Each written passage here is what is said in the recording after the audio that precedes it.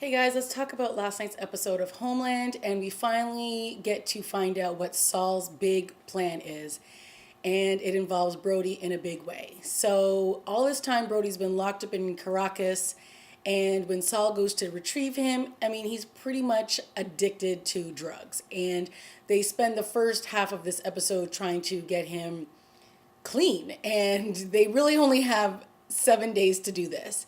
And that's not going to be the timeline that he's going to be ready in.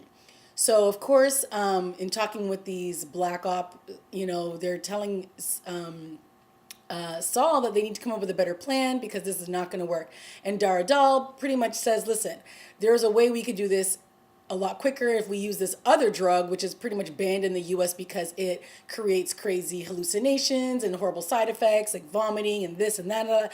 So they're like, well, time's a ticking, so I guess that's what we're going to have to do.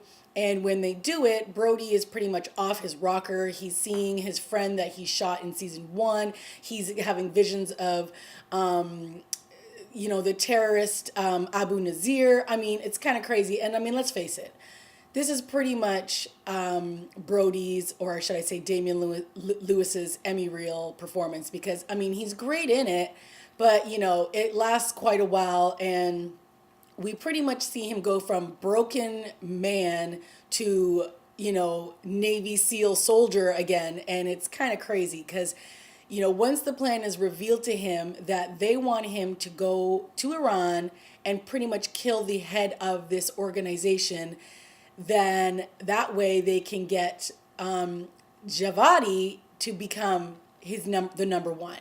So it's kind of crazy, and we're all like, okay, well, how is this all going to work? And apparently he's going to be going over there with his own people on the ground that will be there to protect him. And it's really ludicrous and it's really crazy, but it's what they have to do in order to get Javadi into the top 3 position in Iran. And that way, because he's turned, he'll be able to be working for America, and then they'll be able to have communication with the US. So it's a big plan. Will it work? Only time will tell.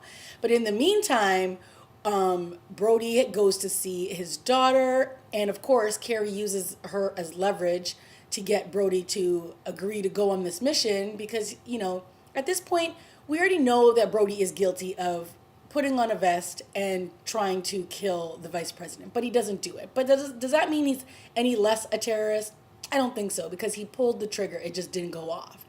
But yes, he didn't kill all the people in the CIA, so fine, he's not guilty of that, but he's still guilty of other crimes. So, let's not put the rose-colored glasses on just yet and make it seem like he's going to do this wonderful thing and we're all going to forgive him and he's going to be a saint, because he's not. Like, he still did horrible things.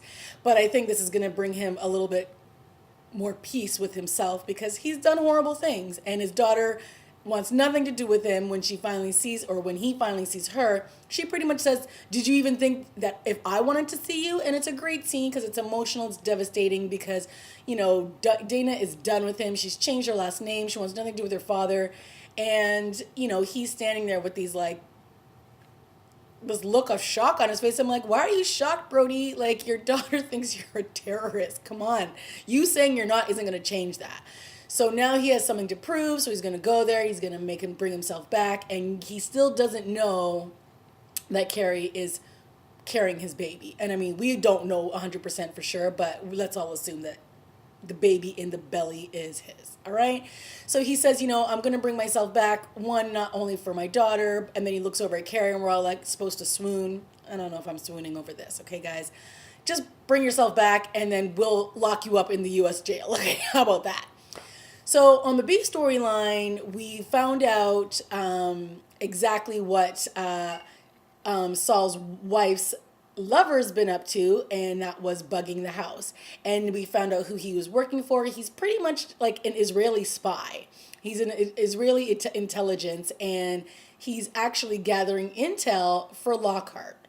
So that was a good reveal, that he was actually, finding out information and leaking it to Saul's predecessor, let's say. And of course, the wife doesn't know that he was using her this whole time just so that he could get into Saul's home and plant a bug and find out all this information. Because obviously Lockhart knows off the top of the episode that he went to Caracas. How would he know this if only 2 or 3 people knew?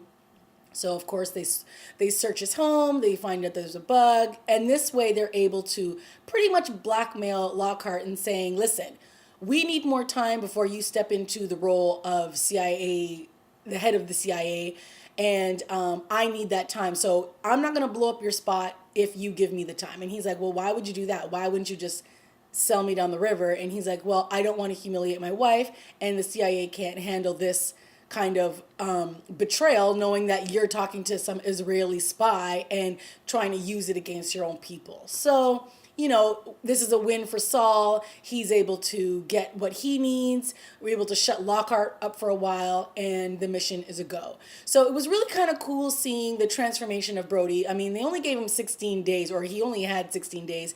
And you see him go from like this guy who can barely run like 10 steps without falling on his face to like this soldier who's, you know, arming and disarming a gun, and he's hitting the target, you know, better and better with each shot. His memories, you know, able to recall all these dates and information. So, you know, it's kind of cool watching that and seeing that. And I'm glad it didn't, you know, drag out over episodes, seeing him get ready for this mission. It basically happened all in this episode. So that was kind of cool.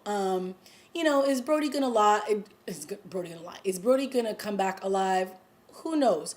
Can the show do without him? Sure. I mean, you know, the show was rough at the beginning of this season. Is it still rough? A little bit, yeah, but this was definitely an episode in the right direction. And I'm glad we're going in this direction. I mean, it took us, 9 episodes to get here?